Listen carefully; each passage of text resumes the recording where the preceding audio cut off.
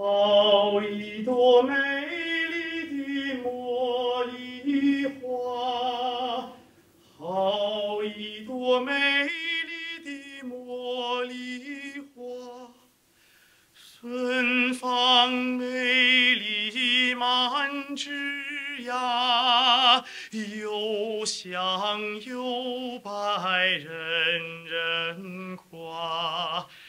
让我来将你摘下，送给别人家。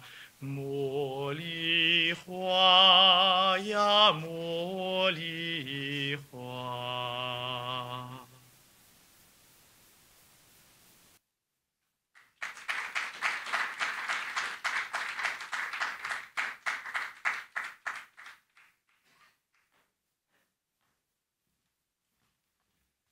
Szia, Jenny, Hem Pyongyang. Nagy szeretettel köszöntöm, hölgyeim és uraim, Önöket.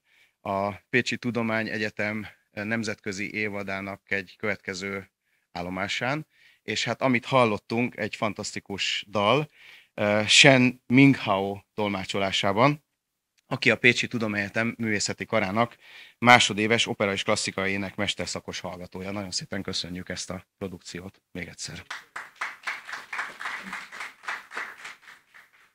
A ma este fénypontja egyébként pedig, hát ezután a fantasztikus éneklés után azt hiszem, hogy Magyarország egyik legismertebb kínaszakértője, hanem a legismertebb kínaszakértője, nagyon kedves barátunk, kollégánk, dr. Salád Gergely, aki ott ül és már tűkön ül, minden bizonnyal, hogy megtartsa ezt az előadást, amely hát a zenéhez fog kötődni. Egyetemi docens és tanszékvezető a Pázmány Péter Katolikus Egyetemen, ott a Nemzetközi és Politikatudományi Intézet kínai tanszékét vezeti, és hát egy nagyon prolifikus író, aki mind a klasszikus, mind pedig a kortárs kínai ügyekben az egyik legmérvadóbb szakíró Magyarországon. Kínai történelemmel, mai kínai politikával, nemzetközi kapcsolatokkal foglalkozik, és a kínai kultúra és társadalom hát mindenféle szegmensébe talán a popzene segítségével vezet ma minket be. Úgyhogy fogadják nagy szeretettel dr. Salád Gergely tanárurat, akit most hívott a színpadra. Parancsolj!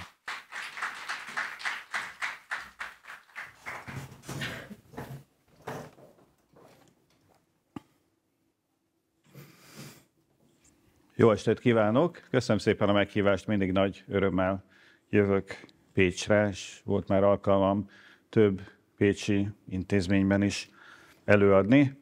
Remélem lesz is még. A témám a kínai könnyűzene története lesz. Nem tudok átfogó képet adni a tárgyról, hiszen egy hatalmas ország, elképesztően gazdag zenei kultúrájáról van szó, úgyhogy inkább csak mozaikszerűen mutatnék be néhány jellemzőt, illetve az egész fejlődési ívet próbálom majd fölvázolni, de hát rengeteg szubkultúra, rengeteg érdekesség ki fog maradni az időhiány miatt is. Most egy kínai előadást, egy kínai témájú előadást, hát érdemes, vagy illik Konfuciusz idézettel kezdeni. Ugye a nagy kínai bölcs az egyik kiinduló pontja a kínai kultúrának, ő a Krisztus előtti 6.-5. században élt, és nagyon sokat beszélt a zenéről. Méghozzá a zene szabályozásáról, arról, hogy milyen a jó zene, milyen a rossz zene, és az államnak mit kell tennie a zenével kapcsolatban, kifejezetten markáns álláspontja volt, és ez azért fontos, hogy ő mit gondolt a zenéről, mert utána évezredeken keresztül ez maradt a kínai államnak, a politikának a hozzáállása a zenéhez, és most is ez, vagyis az, hogy a kínai kormánynak, államnak, hivatalnok apparátusnak, bürokráciának, akárminek feladata, munkaköri kötelessége figyelemmel kísérni, szabályozni azt, hogy milyen zenét játszanak és hallgatnak az emberek. Tehát a zene az nem valamiféle hobbi, ez nem a gyönyörködtetésnek a forrása, az nem valamilyen lárpullár esztétikai élmény, hanem egy politikai kérdés, mert a jó zene az embereket erényessé, jó alatvalóvá teszi, a rossz, züllött, gonosz zene, az pedig elzülleszti az embereket, úgyhogy már a Konfuciusz is akkor a popzenéjéről, itt nyilván populáris zenéről van szó, hiszen azt hallgatják az emberek, kijelentette, hogy mi az, amit nem szabad, Csengnek a muzsikáját nem szabad hallgatni, az túlságosan kicsapongó, de nem tudom, kinek a muzsikáját kell hallgatni, és ugye a szertartások, a zene, meg a büntető hadjáratok, tehát a háborúk, azok egy szinten állnak fontosságban Konfuciusz szerint. És ez valóban azóta is tulajdonképpen a kínai államnak egy kötelessége, feladata, hogy szabályozza a zenét. Ez magyarázza azt, amit mi itt nyugaton úgy fogunk fel, hogy kommunista cenzúra van. Valóban van cenzúra, valóban a kínai állam mondja meg a popzenére is, hogy mi az, amit szabad, mi az, amit nem. De ez nem a kommunistaságból következik, úgymond, vagy ez nem a modern, vagy posztmodern diktatúraságából fakad a kínai rendszernek, hanem ez egy ősi kínai hagyomány. Nem szabad hagyni, hogy az emberek azt hallgassanak, amit akarnak, mert az elzüleszti őket. Úgyhogy például a, nem tudom, gangster rappet, az be kell tiltani, mert rossz hatással van a fiatalokra. Konfuciusz még nem beszélt gangster rapről, de talán értjük az összefüggést. Tehát a gondolat az ugyanaz. Ugrunk egy nagyot, 2,5 évezredet a Konfuciusztól egészen a 20. század elejéig, ugye kinek mindig is hallgattak, meg játszottak zenét, volt népzene, volt ilyen népies műzene, amit mondjuk a hivatalnoki udvarokba, császári udvarba hallgattak. A kettő nem különült el egymástól, tehát nem volt megkülönböztetve igazából az elit zene, meg a populáris zene. Nagyjából ugyanazt játszották, csak esetleg különböző hangszerekkel, különböző színvonalon. Az, amit mi modern popzenének, könnyű zenének nevezhetünk, az kifejezetten nyugati hatásra jelent meg az országban. A külföldi nagyhatalmak a 19. században foglaltak el bizonyos tengerparti kínai városokat, és itt ilyen nagy nemzetközi negyedeket hoztak létre. Ezek közül a legfontosabb Shanghaiban működött, és hát ahol sok ezer, sok tízezer külföldi, méghozzá gazdag külföldi él, és folyik a pénz.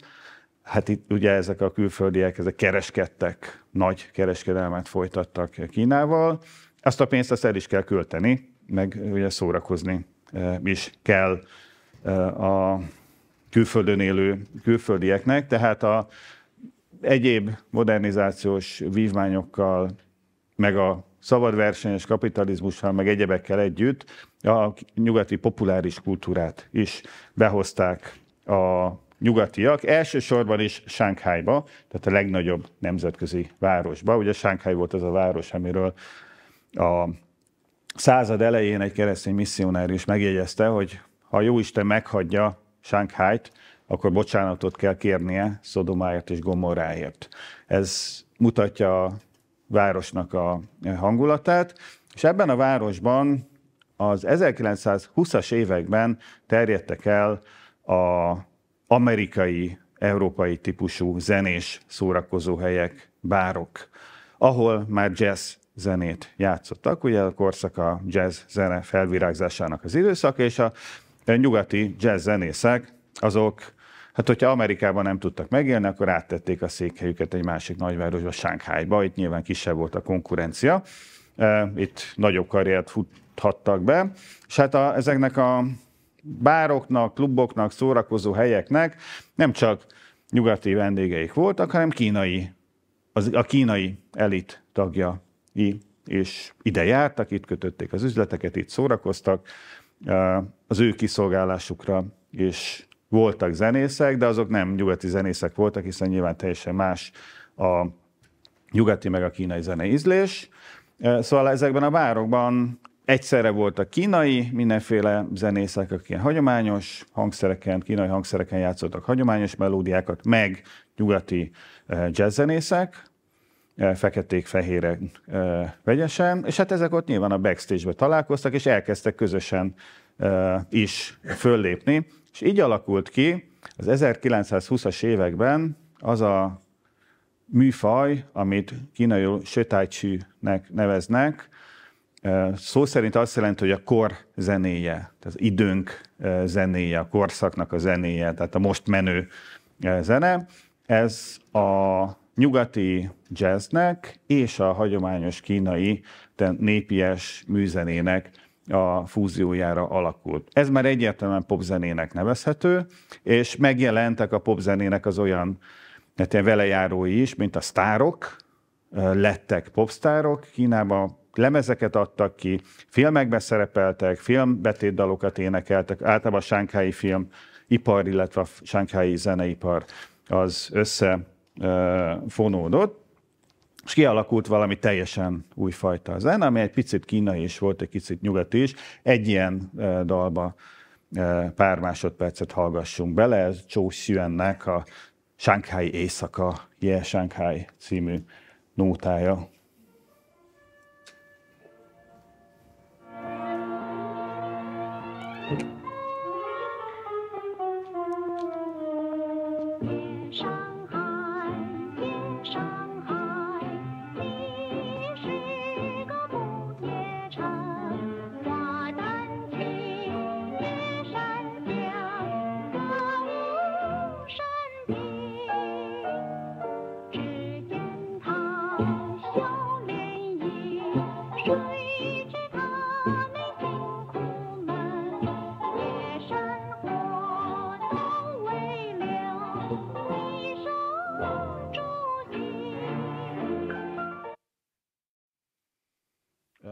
2 ilyen szám született, ezeknek elég nagy kultusza van Kínában, meg Kínán kívül is, például a Greenaway-nek a Párnakönyv című filmjében ilyen dalok adják a háttérzenét, ezt külön lemezen ki is adták, de YouTube-on vagy bárhol körülnéz az ember, rengeteg ilyen sötátyű zenét hallgat. Tehát itt iparágként is megjelent már a popzene, hatalmas botrányok, sztárok, szerelmek, szakítások, stb., ami egy ilyen pop zenei élethez szükséges. Az minden megvolt Sánkhájban. Na most 1949-ben hatalomra került Kínában a Kínai Kommunista Párt, megalakult a Kínai Népköztársaság, és hát bejött ez a elv, amit már mondtam, hogy a kínai kormányzatnak felelőssége, hogy az emberek milyen zenét hallgatnak, és abban a pillanatban, amikor átvették a hatalmat, ezt a sötájcsű zenét, ezt természetesen betiltották. Ugye korábban nem nagyon volt kormányzat, nagyon kaotikus volt a politikai helyzet a 20-as, 30-as években Kínában, ezért nem volt egy erős kormányzat, aki oda tudott volna lépni a nem tudom, sánghái filmeseknek, meg popzenészeknek.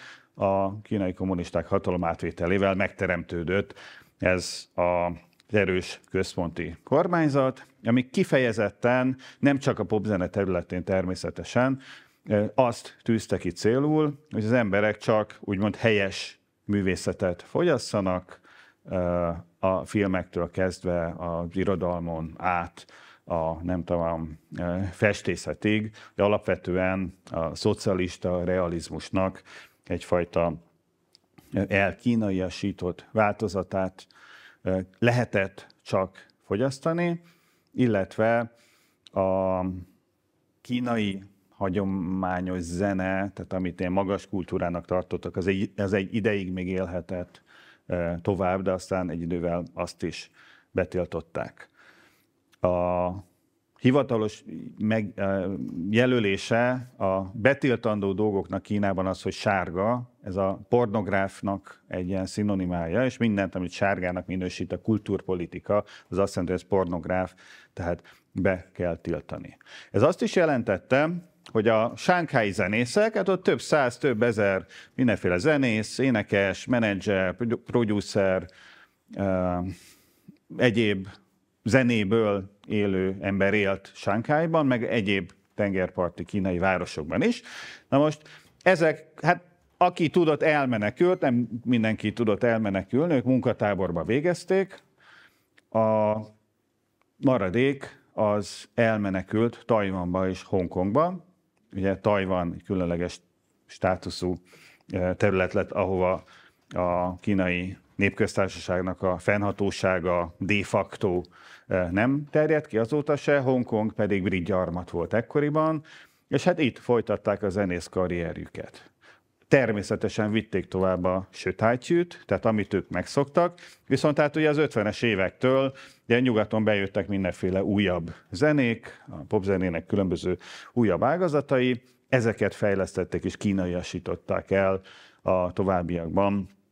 Tajvanban, illetve Hongkongban az egykori sankai zenészek, meg akik az ő helyükbe léptek. Kialakult két ága a kínai nyelvű popzenének, az egyik a mandopop, a mandarin nyelvű popzene. Ez a mandarin az az észak-kínai nyelvjárás, ami a mai népköztársaságban a hivatalos nyelvjárás, és Tajvanon is ez volt a hivatalos nyelvjárás, és ezért Tajvanon csak a mandopopot engedélyezték, ott helyi nyelvjárásokban nem volt szabad énekelni, legalábbis nagyobb közönség előtt. Tehát Tajvanon jött létre a mandopop, Kantonban pedig Hongkongban, tehát a brit gyarmaton, ott pedig a kínainak a kantoni nyelvjárása volt a hivatalos nyelv, ott pedig a kantopop, a kantoni nyelven énekelt popzene élt tovább. Aztán ezek teljesen el voltak zárva egy bő 30 évig a szárazföldi Kínától, oda egy hangjegy nem juthatott be Hongkongból, meg Tajvanból, de amikor majd lehetőség nyílt a 80-as években, akkor a visszatérő tajvani meg hongkongi zenék, azok teljesen letarolták a kínai popzene piacot. Ezek a popszámok, mandopop meg a kantopop számok is tipikusan ilyen szirupos, lassú balladák, leginkább a mi, nem tudom, tánzdalfesztiváljainknak, meg Reszketató a Holdvizén jellegű dalinkhoz hasonlíthatóak.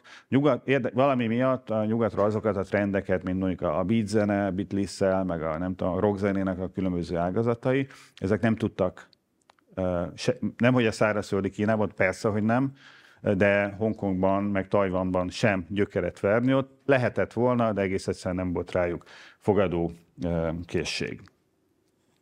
A másik Kínában, tehát a nagy Kínában, a szárazföldi Kínában viszont a művészeti életet eluralta az elkínaiasodott szocialista realizmus, és a popzenében is, hát hogyha ez popzenének nevezhető, abban a szempontból mindenképpen popzene nagyon populáris, mert minden faluban ez szólt a bömbikből, meg a rádiókból, meg egyebekből. Tehát ez csak és kizárólag nagyon jól megválogatott, megszűrt, lényegében forradalmi indulókból, meg forradalmi operákból összeválogatott repertoárt hallgathattak az emberek. Tehát az, amit mi popzenének neveznénk, a szórakoztató popzene, az teljesen megszűnt, tilos volt, sárga volt, pornográf volt, 30 évig semmi, tehát egy szerelmes dalt sem volt szabad elénekelni. Egyedül ilyen hazafias, illetve a kínai kommunista pártot, vagy Mao Tse-tungot népszerűsítő forradalmi indulókat, illetve forradalmi operáknak a betétdalait lehetett hallgatni. Ezek egyre szűkültek, ahogy ugye egyre több zeneszerzőről, meg zenészről derült ki, hogy a szívem ilyen osztályellenség, vagy kapitalista úton járó, vagy jobboldali elhajló, és akkor ezeknek a műveit betiltották, úgyhogy a maói korszaknak az utolsó 10 évére, a 66-tól 76-ig terjedő időszakra lényegében egy tucatnyi dal volt, ami még énekelhető, meg játszható maradt. És mutatnék egy részletet egy ilyen forradalmi operából. 蒋介石张牙舞爪，仗着几百万军队，仗着美帝国主义的飞机大炮，妄想把解放区一口吞掉。不，历史的车轮不能倒转，这是光明与黑暗的决战，这是良心事，解放全中国。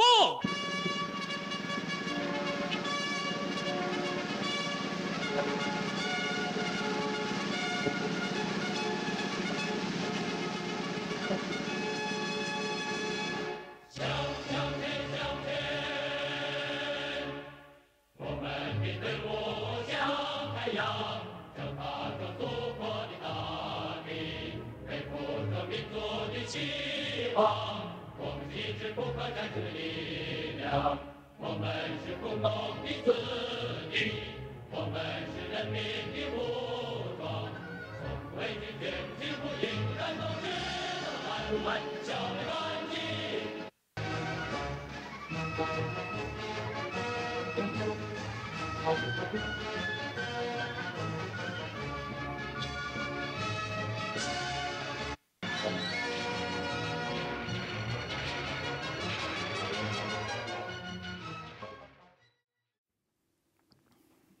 Tehát évtizedeken keresztül kínaiak lényegében csak ilyen zenét hallhattak, nem csak a popzene volt betiltva, hanem mondjuk a nyugati klasszikus zene is be volt tiltva, aminek pedig a 40-es évekig elég nagy hatása volt Kínára, de a hagyományos kínai klasszikus zene, meg népzene, meg pekingi opera, meg egyebek is be voltak tiltva. Tehát azt lehet mondani, hogy a 70-es évek végére Kínában kialakult egy zenei sivatag, egy olyan helyzet, amikor nemzedékek nőttek fel, akik úgy szocializálódtak, hogy gyakorlatilag ezt az 100 forradalmi indulót, opera áriát, ilyesmit hallgathatták.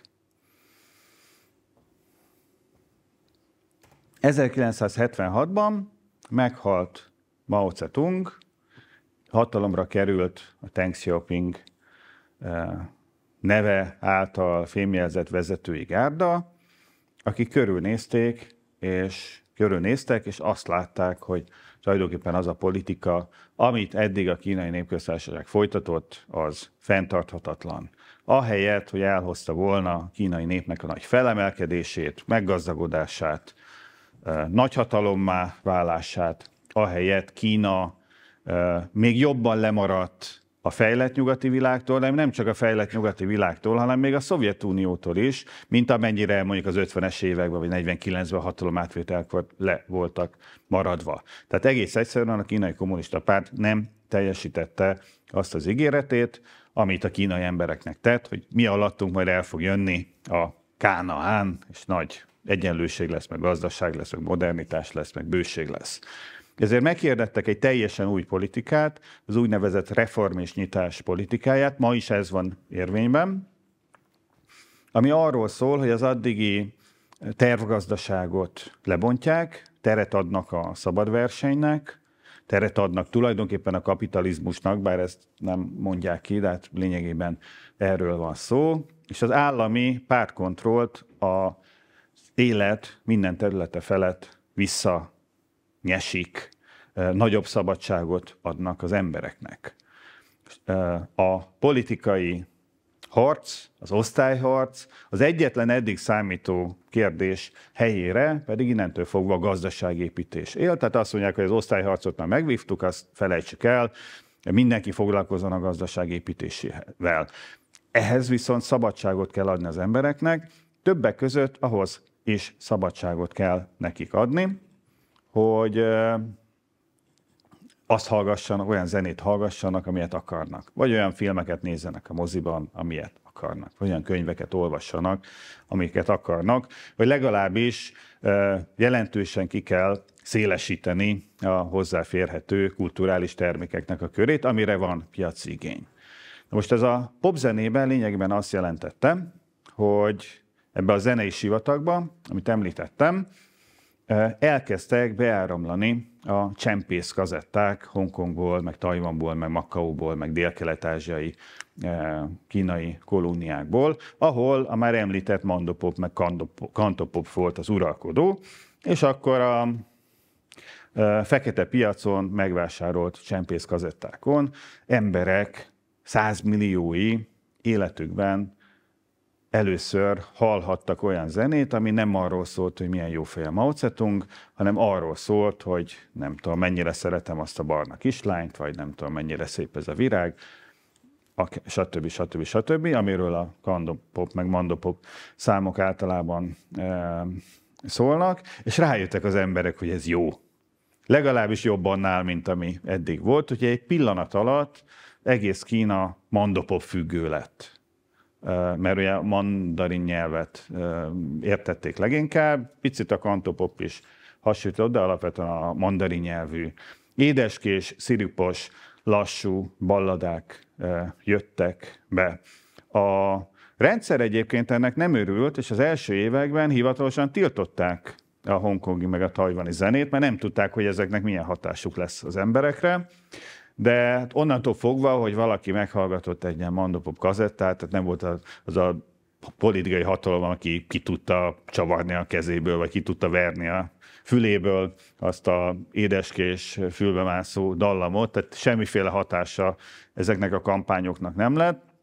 És egy idő után a kormányzat is rájött, hogy tulajdonképpen annak, hogy emberek arról énekelnek, hogy nem tudom, mennyire szeretem a szomszéd kislányt, meg nem tudom, milyen szép fiúk laknak a szomszédban, ennek tulajdonképpen politikai kockázata nincsen, sőt, addig jó, amíg ezekkel a kérdésekkel foglalkoznak az emberek, és nem a politikával. Úgyhogy egyrészt szélesre tárták a kapukat, tehát engedélyezték végül is a Mando meg Kanto pop kazettáknak, lemezeknek a kereskedelmi forgalmát, és próbálták fölhasználni, tehát megpróbálták fölépíteni olyan hazai sztárokat, mert a sztárok ekkor a hongkongiak meg a tajvaniak voltak, de ilyen hazai, szárazföldi kínai sztárokat próbáltak felépíteni, akik nem csak szerelmes dalokat énekeltek, hanem a lemezeikre fölkerült egy-két ilyen hazafias dal is, ami arról szól, hogy milyen gyönyörűek a belső mongóliai puszták, meg mennyire szépek a nem tudom, fák Hunan tartományban, meg egyebek.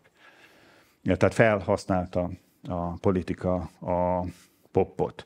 A zene elterjedéséhez, a popzene elterjedéséhez rendkívül mértékben hozzájárult a karaokének a divatja. A karaoke az egy japán találmány, azt jelenti, hogy kara az a üres, karate szóból ismerhetjük, üres kéz, az oke az pedig az orchestra szónak a eljapánosított rövidítése, tehát azt jelenti, hogy egy üres zenekar.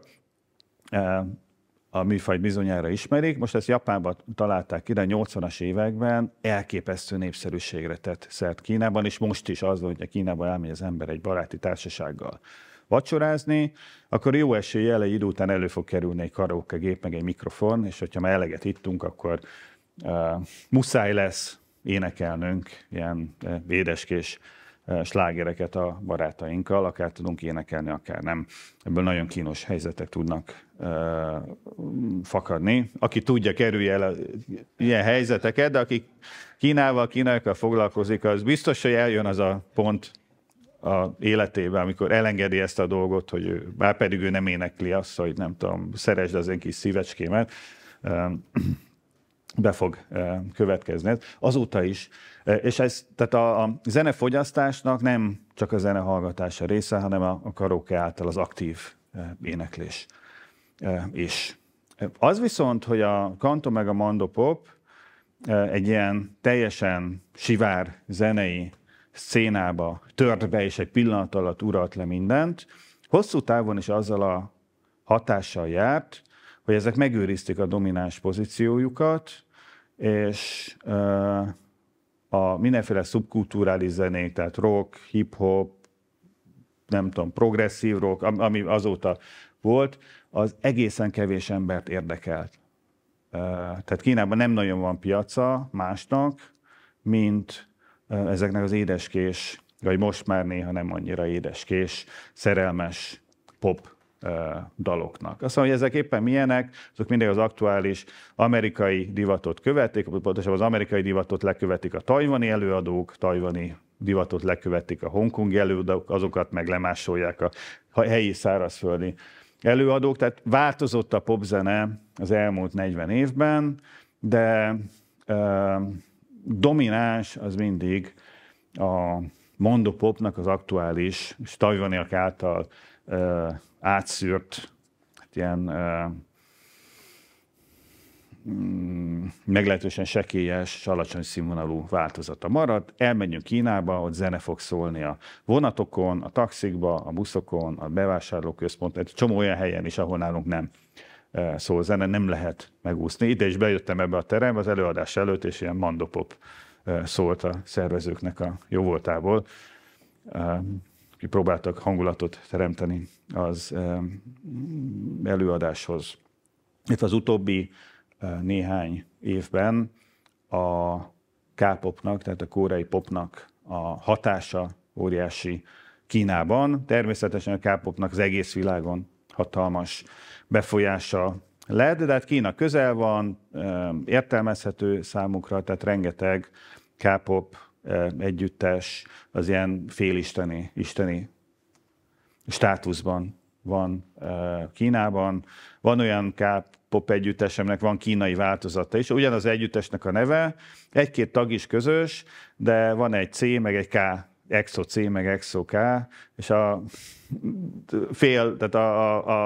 egyik fele a társaságnak kínaiul énekel, és ad ki számokat, a másik fele az meg koreaiul, ugyanúgy hívják őket. Tehát itt van egy ilyen zenei összefonódás, ez egyébként nagyon zavarja a kínai hatóságokat, hogy mi a francot tudnak ezek a koreaiak, sokkal kevesebben vannak.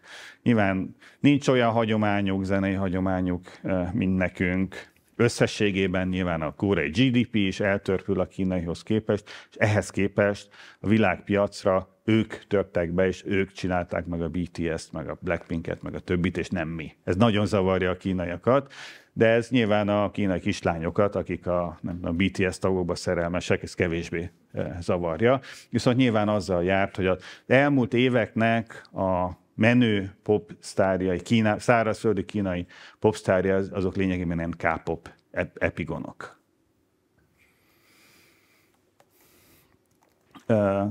Majd ilyesmit is mutatok, vagy pontosabban ilyen kortárs popzenét, de menjünk vissza majdnem a gyökerekhez, a 80-as évekhez, amikor is a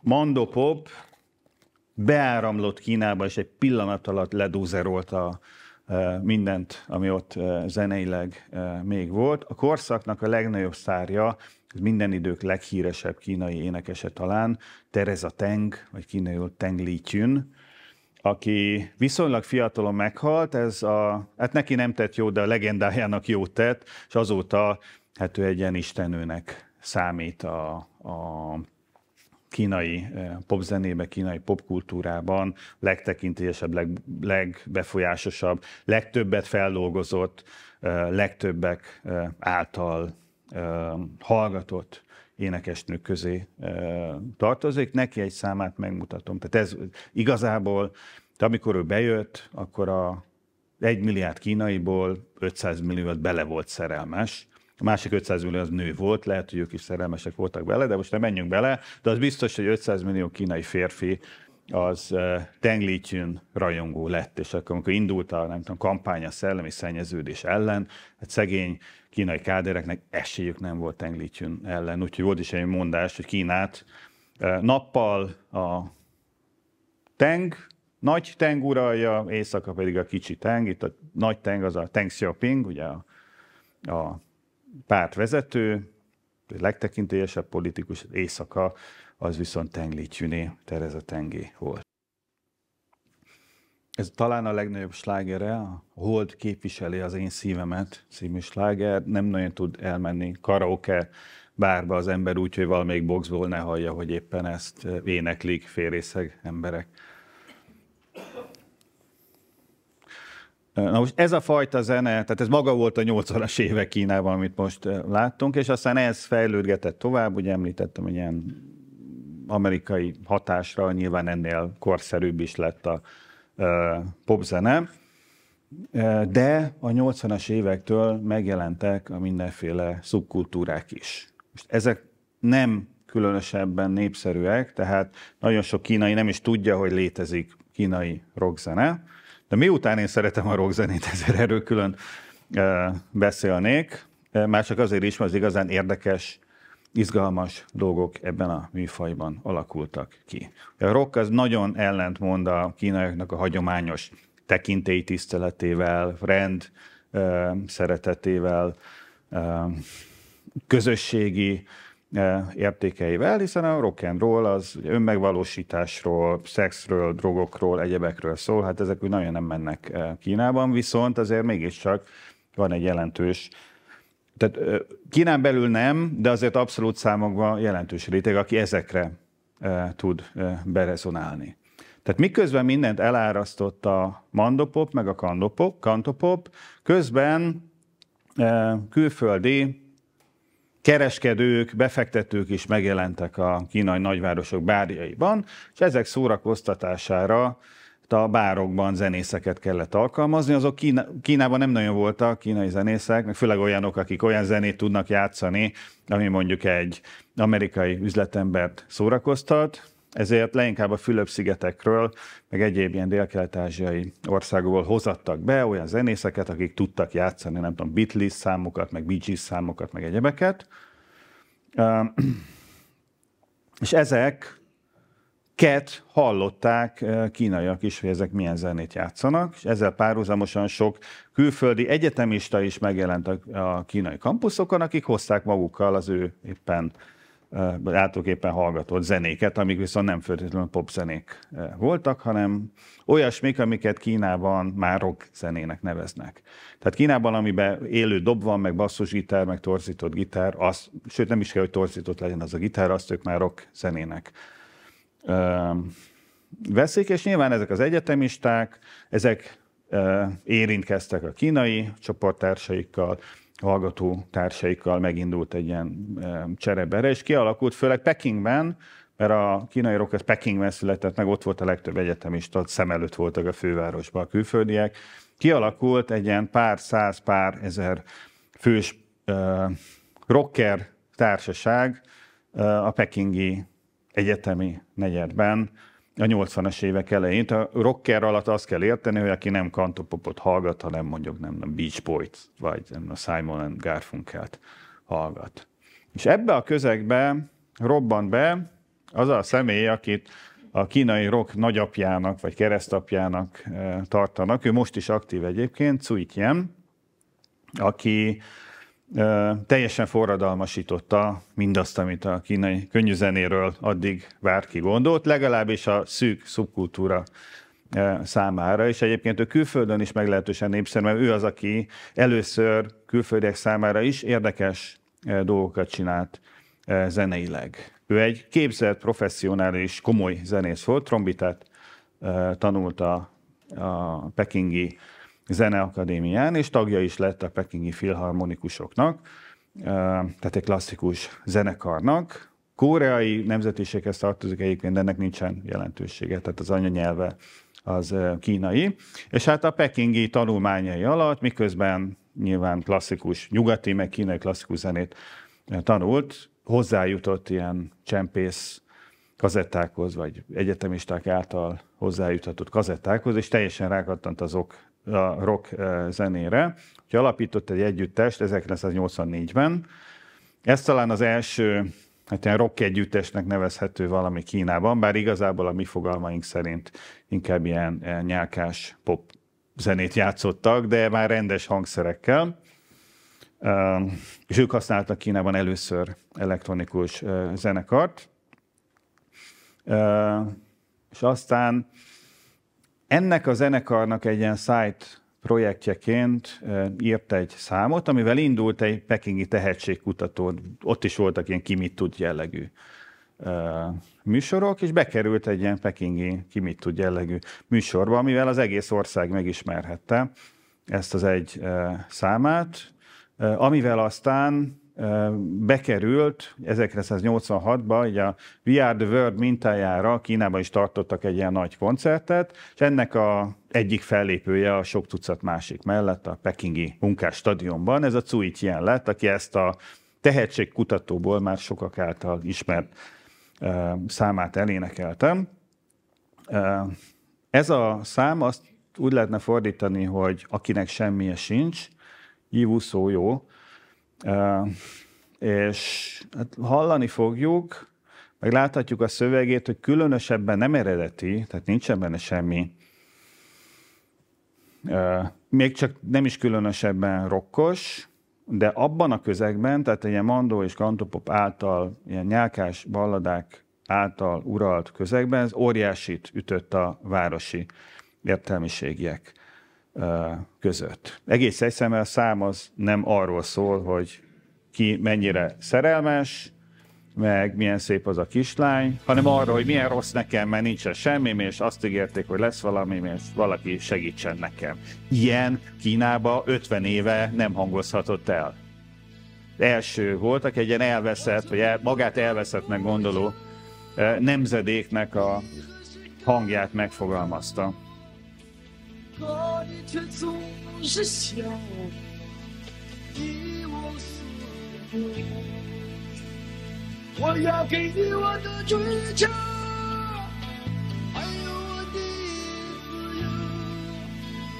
可你却总是笑我，一无所有。哦。 何时跟我走？哦，你何时跟我走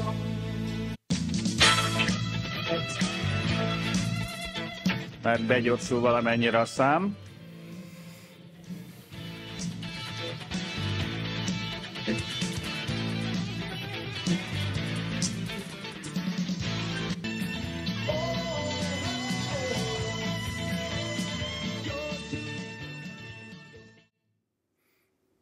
Ez már egy későbbi feldolgozása a számnak. Eredeti verzió, ez egy ilyen egyszálgitáros verzió volt. Önmagában az, hogy egy képzetlen énekes énekel, ilyen rekettes, néha hamis hangon, az egy elképesztő felszabadító, revelatív élmény volt.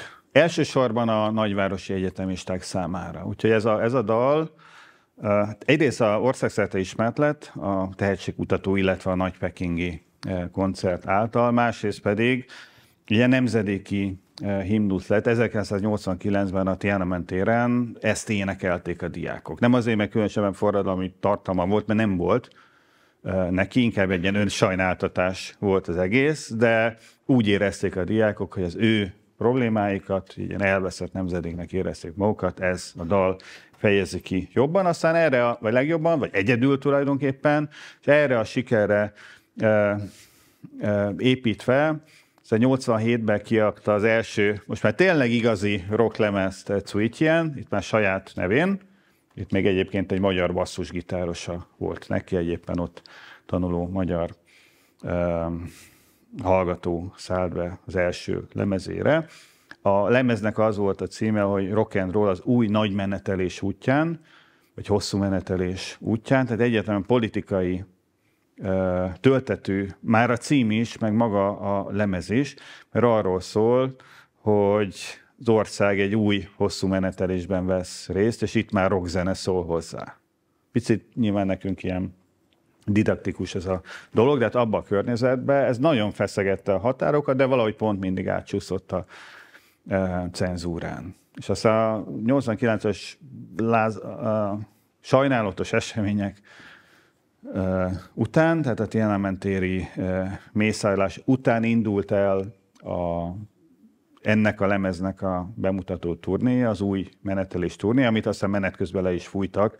Itt van egy száma, aminek az a címe, hogy egy vörös rongydarab, és ezt úgy adta elő a Cui Jian, hogy bekötötte vörös rongyal a szemét, és nagyjából arról szól a szám, hogy valaki vezeti őt, de nem tudja, hogy hova. Ez egy annyira egyértelmű direkt politikai utalás, hogy ezt már nem bírta a rendszer, úgyhogy turnéját lefújták, és akkor néhány évig nem koncerteztetett, meg egy csomó városból ki volt tiltva. És ezek után még csinált néhány lemezt, amik már igazán világszínvonalúak, mert annyira eredeti a figura, hogy az első két lemezén még nyugati rock dalokat utánzott, de aztán ezeket is megunta, és csinált egy teljesen saját stílust, ahol kínai klasszikus zenét kever rock zenével, meg rappel. Senki más nem csinál semmi hasonlót, úgyhogy YouTube-on érdemes rá keresni. Azóta is aktív egyébként, volt egy jazzes korszak, akkor csak jazzt játszott ilyen kis klubokba. Hát már megöregedett, és nyilván az új nemzedékek, bár a rock az azért elég tekintélyjelű műfaj, de most már a zeneileg nem érzik őt relevánsnak, de az egyértelmű, hogy mindenki, aki Kínában bármilyen gitáros zenét játszik, az Cui Jiannek a köpönyegéből bújt ki. Ezt értékelte egyébként Mick Jagger is, amikor az első kínai Rolling Stone koncerten a special guest, az a Cui Jian volt, aki ugye meghonosította ezt az egész rockzenét Kínában, és együtt elénekelték a White Horses című számot. Na most nyilván a Cui Jian féle, gitáros vagyok, beleéneklem a világ fájdalmamat a világba, akár tudok énekelni, akár nem. Jó, hangosan, ezt megirigyelte rengeteg ember, vagy ez inspirált rengeteg embert, úgyhogy megjelent a 80-as, 90-es évek fordulóján a kínai rocknak az első nemzedéke. Egy csomó együttes, meg szóló előadó föltűnt. Ezek egyébként az első években konkrétan ilyen kommunában éltek, Peking egyetemi negyedeivel, közösen kivettek egy albérletet, szereztek ilyen erősítőket, meg barkácsoltak maguknak ilyen alkatrészekből gitárokat. Ilyen igazi hőskor volt ez, meg ittak, meg nőztek, meg még drogozott is egy részük. Tehát ez egy nagyon, mostani Kínához képest ez egy nagyon szabad időszak volt ebből a szempontból, és ebből kinőtt egy csomó olyan együttes, amit a kínai rock első nemzedékének szoktak nevezni. Alapvetően két irányvonalat követtek. Volt az egyik, ami egy az egybe lenyúlt nyugati stílusokat, heavy metalnak, hard rocknak, glam rocknak, akárminek különböző előadóit másolták, meg volt egy másik irányzat, ami igyekezett keverni, valahogy kínaivá tenni a rockzenét, és alapvetően ilyen rockos hangszerelésbe játszottak mondjuk pentaton dallamokat, vagy a nem tudom, gitárszóló helyett egy pekingi opera áriát énekelt az énekes. Egy számot mutatnék ebből a korszakból, ez a kínai zenetörténet első heavy metal együttese, a Tang dinasztia. Ez egy ilyen 91-es, 2-es szám lehet. Ők aztán az első halálos áldozatát is produkálták a rocknak, mert a basszusgitárosuk meghalt motorbalesetben, ami miatt aztán az egész együttes is megszűnt.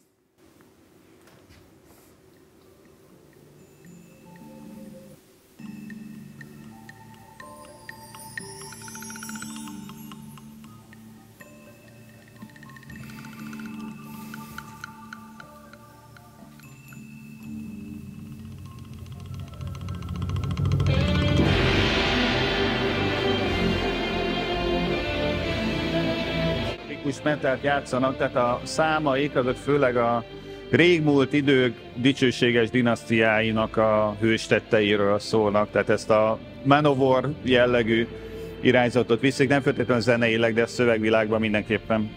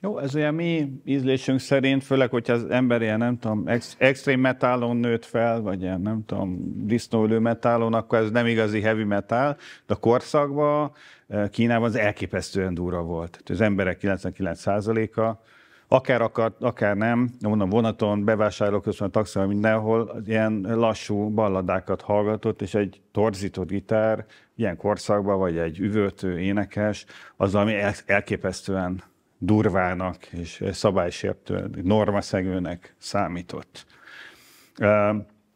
Tehát a 80-as, 90-es évek fordulóján jelent meg ez az első generáció, és itt éreztek egyesek üzleti lehetőséget abban, hogy pénzt lehetne keresni abból, hogy létrehozunk egy rocksulit, és kialakítjuk a kínai könnyűzenének, mondjuk az igényes könnyűzenének a következő nemzedékét.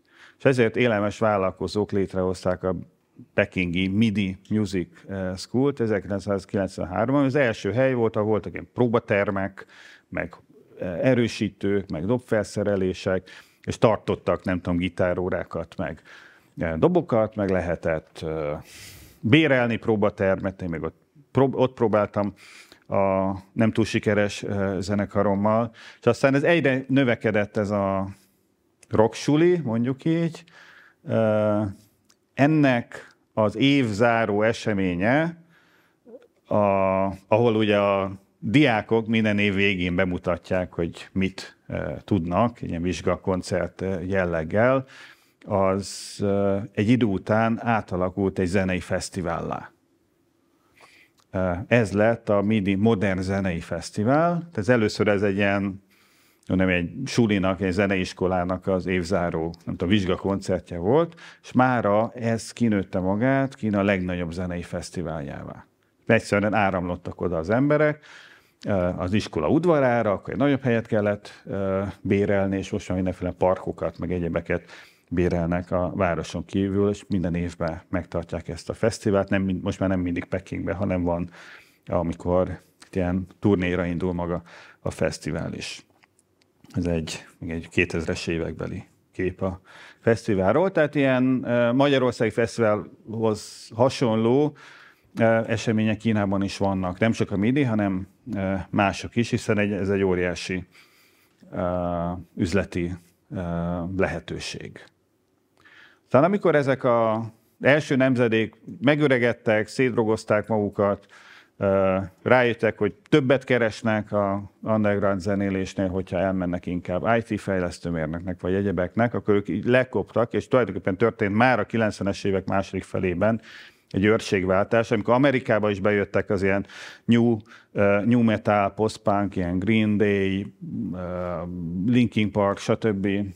Dolgok. Ezeknek Kínában is nagy hatásuk volt, már volt internet, hozzájuk lehetett így vagy úgy vagy amúgy jutni, meg nyilván ilyen CD-ken már nagyobb mennyiségű zenét, MP3-ba lehetett becsempészni, és elkezdett csökkenni a mindenkori, nem tudom, amerikai állása a rockzenének, meg a kínai állása között a különbség. Úgyhogy a 90-es évek végén tulajdonképpen megjelent egy új nemzedék, ezt nevezik új hang mozgalomnak, ami már egy az egyben amerikai mintákat másolt, egy-két kivétellel, és már üzleti alapon működött. Tehát ezek már nem beköltöztek a kommunába, és ott együtt ilyen közös gitárokkal, meg nőkkel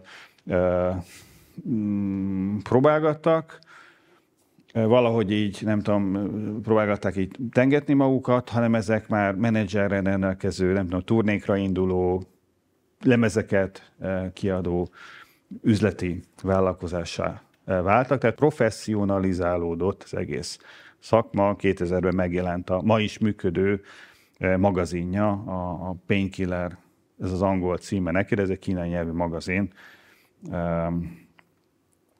ami kifejezetten a rockról, hard rockról, heavy metalról, egyebekről szól. És ezzel párhuzamosan megjelentek a legkülönbözőbb szubkultúrák is. Hogyha rákeresünk az interneten, hogy kínai punk, kínai skinhead, kínai extreme metal, kínai halálmetal, kínai nem tudom, sátánisták, kínai akármi, bőven találunk mindenre példát. Tehát Kínában minden meg mindennek az ellenkezője létezik. Innentől viszont az a fajta frissesség, hogy mondjuk az a ősi rock and roll étosz, ami mondjuk a 90-es évek elején megvolt, az kiveszett, és alapvetően üzleti alapon működtek is működnek az együttesek, és sokkal inkább rácsatlakoztak a nyugati trendekhez. Azért még a 90-es években is el volt zárva a kínai nyugati zenéktől. Tehát, hogyha bementem Pekingbe egy lemezboltot, nem nagyon lehetett nyugati CD-ket, vagy kazettákat, vagy ilyesmiket kapni. 2000-es években, olyan az internet korábban ez már nem okozott gondot. Nyugati együttesek is fölismerték a kínai piacnak a jelentőségét. Ugye az előbb láttuk a Rolling Stones, de volt Kínában a Metallicától kezdve a Megadethen át szinte mindenki, aki nem volt kitiltva. Azt az első koncertjük után sokakat kitiltottak, de amikor így úgy gondolták, hogy nekik ott a színpadról meg kell oldaniuk a tibeti kérdést, mint mondjuk a Björk nevű énekesnő, vagy mondjuk a Megadethnek az összes szám szövegét betiltották, eljátszhatták a setlistát, de szöveg nélkül, tehát ilyen koncertje is volt a Megadethnek. A Metallica az meg így hozzájárult, hogy szépen a cenzorok átnézték a setlistet, meg a szövegeit, és megmondták, hogy mit játszhatnak, mit nem játszhatnak, és akkor nyilván a Metallicának az üzlethez való hozzáállását ismerjük. Ott a csekk az ki volt töltve, számla ki volt fizetve, azt énekeltek, amit akartak a cenzorok, tehát ott velük pont nem volt ilyen probléma. És egyébként nem csak egyirányú volt a forgalom, tehát ezekben a nagy kínai városokban megjelentek az igazán nagy külföldi előadók is, de külföldi turnékra indultak kínai együttesek is, ezek viszont nem lettek különösen sikeresek. Ez egy olyan terület, ahol még most is a kínai popkultúra nem tudja eladni magát. Tehát nem tudom, sci-fi irodalomban már a 3 test trilógia óta abszolút ott vannak az élvonalban, fantasy irodalomban, a Untamed sorozat óta abszolút ott vannak az élvonalban, csomó popkulturális területen ott vannak, de a zene az nem egy sikertörténet a kínaiak számára.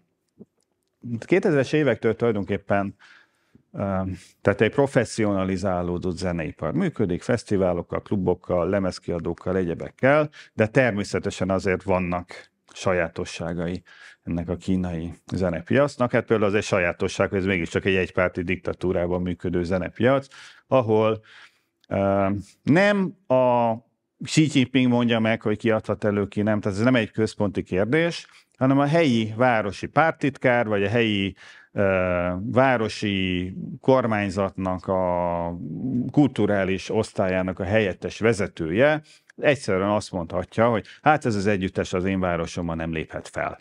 Pont. És akkor nem lép fel. Vagy elmegyek és megnézem, vagy bekérem előre a számszövegeket, és hogyha nem tetszik, akkor kihúzom őket, és megmondom, hogy mit kell helyettük énekelni. Ilyenek simán benne vannak. Ez természetesen egy sajátossága a kínai, más területeken is a kínai életnek, de a popzenében ez abszolút létezik. Másik sajátosság, amitől nagyon különbözik a jelenlegi helyzet, az az, hogy Kínában a közvélemény az nagyon apolitikus, főleg a mainstream, és így ehhez a rockzenének is, meg a mindenféle szubkultúráknak is alkalmazkodnia kell, hogyha meg akar élni. Persze van, aki feszegeti a határokat, de alapvetően ott egy punk se lehet annyira punk, mint mondjuk nyugaton. Aztán még egy sajátossága a kínaiaknak, hogy a kínai fiatalok alapvetően tanulással töltik az életüket, sokkal többet tanulnak, mint a nyugati fiatalok, ezért kevés idejük van, kevés zenét hallgatnak, tehát a Kínában a popzene az nem a 16 éveseknek a zenéje. Kínában a popzenét azok a 28 éves szingli Hello Kitty-s táskával járó üzletasszonyok hallgatják, akiknek kimaradt ez 16 éves korukban. Most így nagyon leegyszerűsítve a dolgot. És nem is identitásképző dolog a zene, tehát nincsenek, nem tudom, rockerek, meg technósok, meg punkok, meg skinek, pontosabban vannak, de ezek nagyon-nagyon szűk szubkultúrák. 99% az pont ugyanazt a éppen aktuális slágert hallgatja, tehát nincs ilyen identitásképző ereje a dolognak. Ahol pénzt lehet keresni, azok a nagy fesztiválok, abból most már rengeteg van Kínában. Ott mindig az a probléma, hogy ott már radar fölött tevékenykedik az ember, tehát ott a helyi cenzorok, kulturális hivatalok, akármik nagyon meg tudják szűrni, hogy kit lehet meghívni egy fesztiválra, és kit nem. Az ilyen közepes méretű előadóhelyek, mint nálunk mondjuk a Budapest Park, ahol viszont lehetne sok pénzt keresni, azok hiányoznak, és ezen kívül még kis klubok vannak, amik a radar alatt tevékenykedhetnek, és ott sok minden belefér a dolgokba, viszont ott nem lehet rendesen pénzt keresni.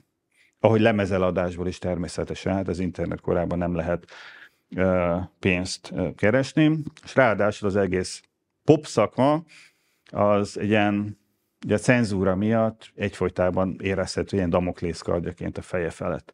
Ebbek, hogy bármikor betilthatják egy koncertét, bármikor leszedethetik a dalait az internetről, bármikor felkerülhet valami tiltó listára, hogy ő akkor most nem fesztiválozhat, és így tovább, és így tovább. A popzenét, mindezek a problémák, eddig a rockról, meg inkább ilyen szubkultúrákról beszéltem, mindezek a problémák nem érdeklik, hát a szerelmes, kantopop, mandopop, sőt mostában bejött a hokkien pop, a dél-futyieni nyelvjárásban énekelt popzene, amire a japán enka volt nagy hatással,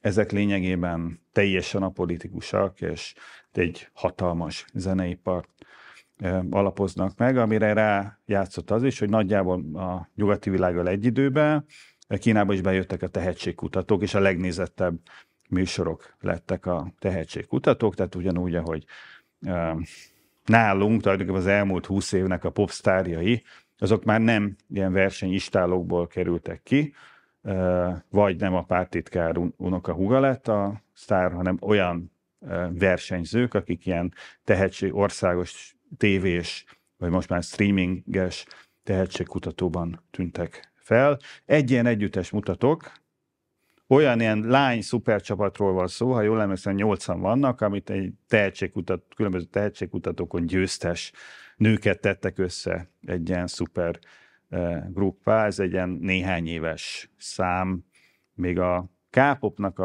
hát ebben már talán van némi K-pop hatás. Ez a fogyókúráról szólt a szám, tehát teljesen apolitikus. Nyilvánvalóan.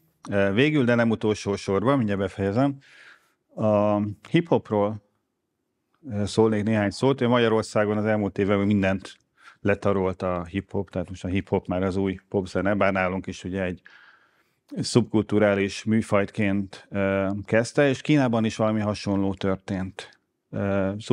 Kínában még inkább szubkultúra volt, tehát 90-es, 2000-es években egy-két gyerek otthon esetleg nem tudom, anyukájának rappelt, vagy a karaokegépbe, de nem volt még az interneten sem hip-hop kultúra Kínában.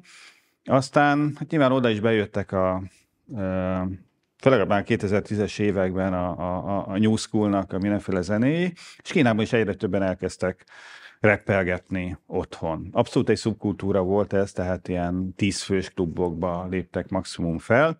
Egész addig, amíg 2017-ben egy ilyen streaming szolgáltató, olyan, mint nálunk a TV csatorna, Kínák nem tévét néznek, hanem streamingeket néznek, streaming szolgáltatókon néznek adás folyamokat.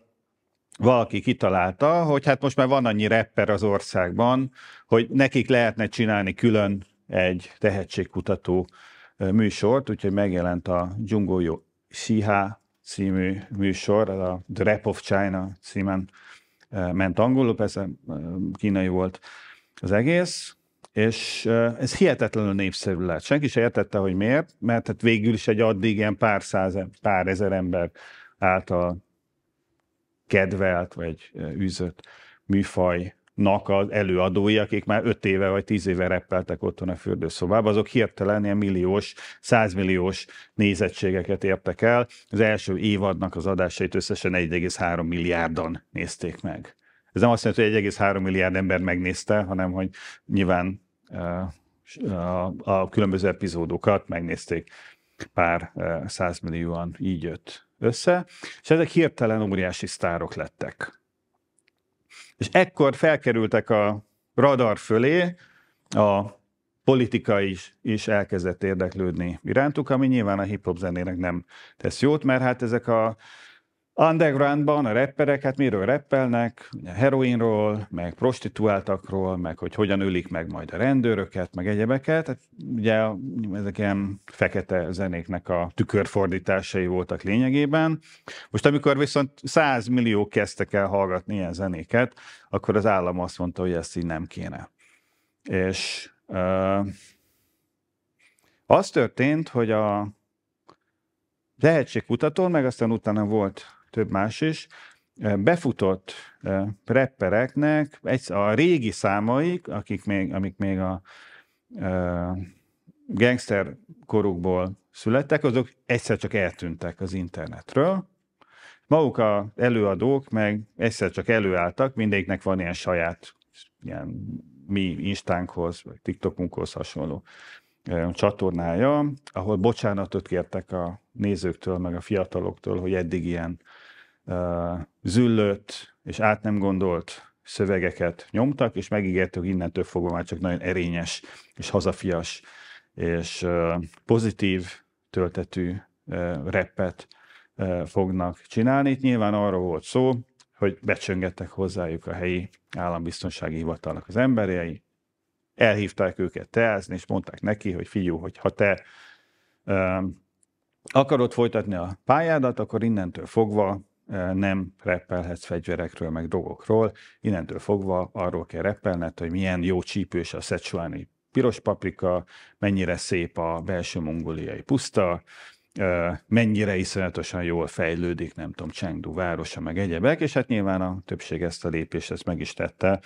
Úgyhogy a mai hip-hop az már tulajdonképpen inkább ilyen hazafias hip-hopnak, vagy pedig teljesen apolitikus és nem tudom, nőkkel, megfelelő tisztelettel nőkkel foglalkozó hip-hoppá vált. Mutatok egy ilyet, aztán utána elköszönöm. Itt ez egy ilyen több egymástól függetlenül rappernek egy ilyen kollabja, tehát ez nem egy együttes, hanem különböző rapsztárok álltak hozzá egy ilyen kínai tájat dicsőítő számot előadni.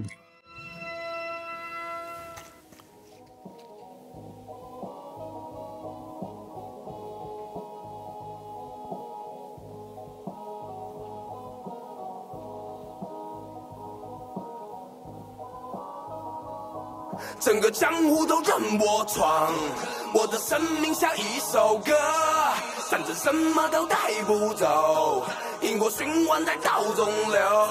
整个江湖都任我闯，我的生命像一首歌，反正什么都带不走，那就跟着那湘江水哗啦啦流。从南到北有不同口味的消息，从南到北绿色是我们的交集。等到各路好汉在中原聚集，给这社会好看天龙八部续集。fuck 无比呻吟，也不爱满目的你，大家走起来才真心，百家争鸣。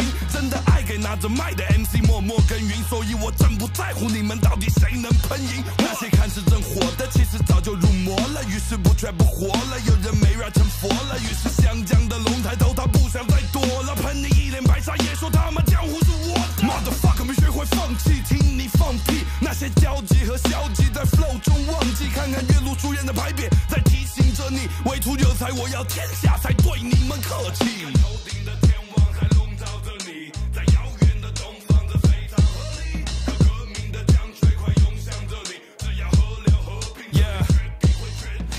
远处飘来八月桂的桂花香。妈妈说，是金子总有一天会发光。想要成为传奇，是命运，也是从底层一步步爬起。一名合格的 MC 不会忘记来自哪里。